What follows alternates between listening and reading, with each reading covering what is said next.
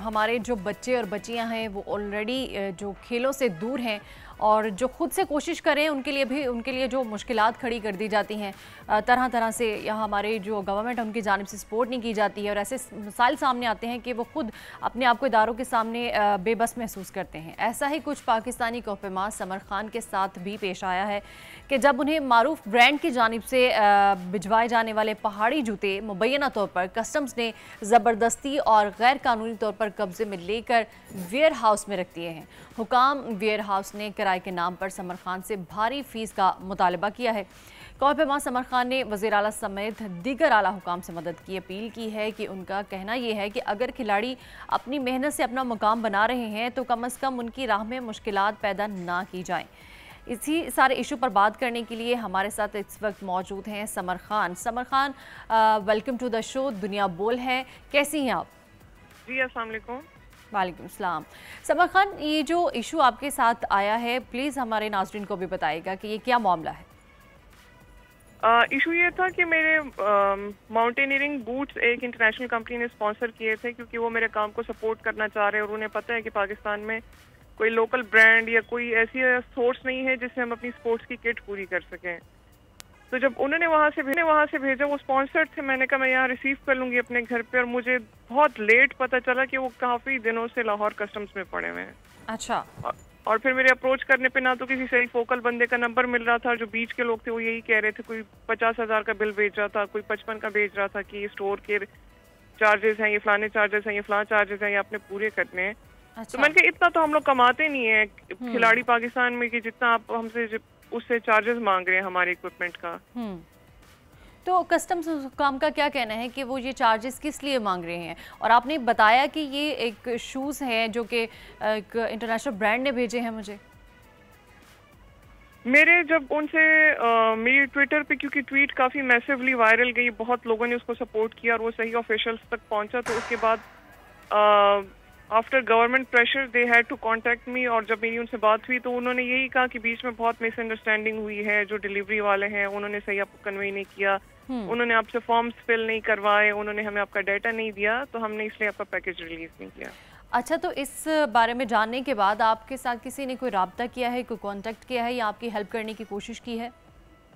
हालांकि ये केस लाहौर का था, but I was contacted by governor Khyber Pakhtunkhwa Kundi Sahab, और उनकी टीम से मेरा राब्ता हुआ। उन्होंने मुझे अप्रोच किया, मुझसे सारी डिटेल्स ली। अच्छा। और उन्होंने कोशिश की कि मेरा पैकेज लोकेट किया जाए, क्योंकि 3-4 हफ्ते बीच में गुजर चुके थे। और कल शाम को मेरा पैकेज लोकेट हुआ। वहाँ से उन्होंने कुछ कस्टम ऑफिशियल्स बीच में इन्वॉल्व हुए, उन्होंने मुझसे राब्ता किया, उन्होंने कोशिश की कि उसको फिर जल्द अज जल्द रिलीज किया जाए। तो वो अच्छा। आज इंशाल्लाह मुझ तक पहुंच जाएंगे। अच्छा, आज आप तक पहुंच जाएंगे। तो समर, जो इंटरनेशनल ब्रांड ने आपको ये शूज़ भेजे हैं, उन्होंने आपके साथ कांटेक्ट किया था, आपको बताया था कि हम ये भिजवा रहे हैं आपके लिए? मैं इसीलिए इतने टेंशन में थी क्योंकि वो हर डेली मुझे ईमेल उनकी आती थी कि समर आपको पैकेज रिसीव हुआ है, पैकेज, और यहाँ पैकेज का नाम और निशान भी नहीं था। दूसरा, अगर वो इतने एक्सपेंसिव, क्योंकि आपको पता है स्पोर्ट्स का गियर बहुत महंगा होता है, लाखों के जूते आपको भेजे हैं, बड़ी मुश्किल से आपको जिंदगी में एक पहली दफा कोई प्रोफेशनल माउंटेनियरिंग शूज मिले हैं, और फिर मैं उनको ये नहीं बता सकती थी कि यहाँ कस्टम वालों ने रोके हुए हैं या मुझे नहीं दे रहे, क्योंकि हमारे लिए बहुत बदनामी का बायस बनता है कि वो एक आउट ऑफ द वे आखिरी कोने से मुझे एक बंदा हेल्प कर रहा है और हमारे अपने ही लोग नहीं पहुंचने दे रहे मुझ तक। तो वो उनको भी मैं बहुत एक्सक्यूज करती थी कि नहीं हमारा प्रोसेस लंबा है, पहुंच जाएगा, आज पहुंच जाएगा, कल पहुंच जाएगा, लेकिन वो शुक्र है फाइनली पहुंच गया। और मेरी आपकी प्लेटफॉर्म के थ्रू यही रिक्वेस्ट होगी कि अगर आप एथलीट्स को किसी और एरिया में रिलीफ नहीं दे सकते हैं, ना उनकी सैलरीज होती हैं, ना उनकी इंश्योरेंस, स्कॉलरशिप्स कुछ भी नहीं होते हैं, तो एटलीस्ट उन्हें टैक्स तो एग्जेम्प्ट करें ताकि हम अपना स्पोर्ट्स गियर पूरा करें। पाकिस्तान में शॉप है ही नहीं, बाहर से आप पहुंचने ही नहीं देते, तो हम अपनी स्पोर्ट्स की किट कैसे पूरी करें और कैसे परफॉर्म करें? बिल्कुल, आप सही कह रही हैं। अच्छा समर खान, ये जो आपका जो इशू था ये तो हाईलाइट हुआ, तो इसके लिए आपके साथ कांटेक्ट भी किया गया और इसको सॉर्ट आउट करने की कोशिश भी की गई। हमारे यहाँ बहुत सारे ऐसे और भी लोग होंगे जिनके बहुत सारे इश्यूज होते होंगे और इस तरह हाईलाइट नहीं होते होंगे, तो इस बारे में क्या कहेंगे आप? आपको पता है जब मैंने ट्वीट किया उस पर इतने लोगों ने ऊपर से रिस्पॉन्स दिया, सबने अपने अपने एक्सपीरियंसेस शेयर किए हैं कि किसी के सिल्वर की कोई ज्वेलरी कब्जे में कर ली गई थी, किसी की कोई चाय उनको गिफ्ट में मिली थी बाहर से, वो गिफ्ट में, किसी के बच्चे का कोई खिलौना, और सबसे जो डिसअपॉइंटिंग चीज ये थी, अगर कोई हमारे अस्पतालों के लिए कोई मेडिकल एड भी भेजता है, कोई टेक्निकल इक्विपमेंट जो पाकिस्तान में नहीं मिलता इलाज के लिए, उसमें भी 4-5 का टैक्स लगा के वो दबाया हुआ है। तो मतलब कोई ऐसी पॉलिसी नहीं है जिसमें इन स्पेशल केसेस को एग्जेम्पशन दिया जाए या उनको रिलीफ दिया जाए, जिसमें स्पोर्ट्स के लोग आते हैं, मेडिकल के लोग आते हैं, दवाइयाँ आती हैं, इमरजेंसी का सामान आता है। कम से कम इसके बारे में तो पॉलिसी मेकिंग होनी चाहिए। यकीनन पॉलिसी होनी चाहिए इस बारे में। अच्छा समर खान, आपका तो काफ़ी राब्ता भी हुआ होगा कस्टम्स हुकाम की के साथ इस बारे में, इस इशू के बारे में।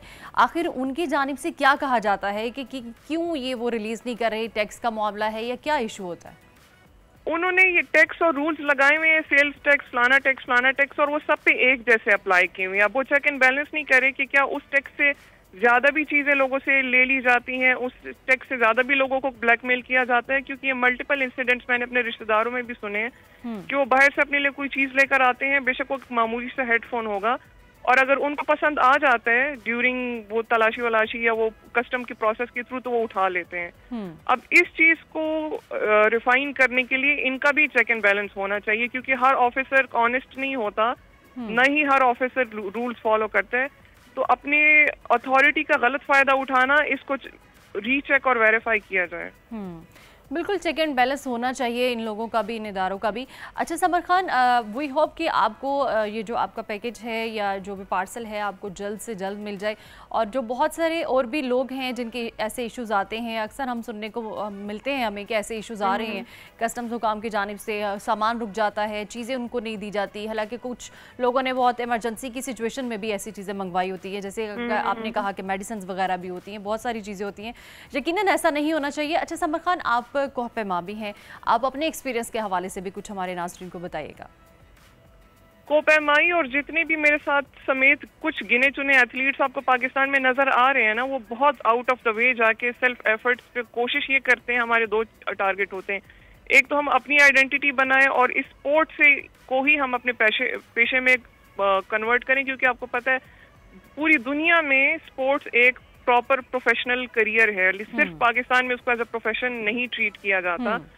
और हम कोशिश करते हैं कि हम खुद स्पॉन्सर्स के पीछे भागे, खुद ब्रांड एंडोर्समेंट्स करें, अपने सोशल मीडिया को भी एक्टिव करें। हालांकि हमारा ये काम, हमारी पूरी ट्रेनिंग हमारी परफॉर्मेंस और स्पोर्ट्स में होनी चाहिए। बिल्कुल खुद से तो पूरी कोशिश करेंगे पाकिस्तान को रिप्रेजेंट करें। यही चीज़ें अक्सर सुनने को मिलती है कि जो हमारे पाकिस्तान में खिलाड़ी हैं और जो भी ये लोग ऐसे लोग हैं जिनका टैलेंट है, जो सामने आते हैं, उनको खुद से इस तरह की बहुत सी कोशिशें करनी पड़ती। समर खान हमारे साथ मौजूद थी। समर, बहुत शुक्रिया आपके वक्त का। सब्सक्राइब करें और बेल दबाएं ताकि कोई खबर रह न जाए।